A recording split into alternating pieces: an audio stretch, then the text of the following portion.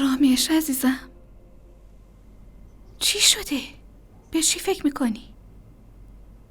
مامان، جانم، بدشگون یعنی چی؟ کی اینو بهت یاد داده؟ کسی بهم یادش نداده مامان. یه جایی شنیدیش چگه؟ بگو ببینم.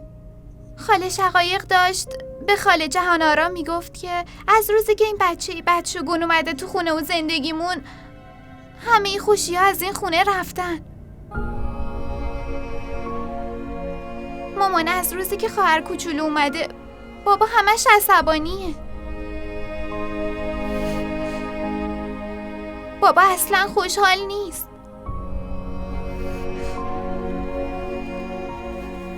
همچین چیزی نیست. این کلمه خیلی بده، اصلا نباید بگیش یا جایی بشنویش.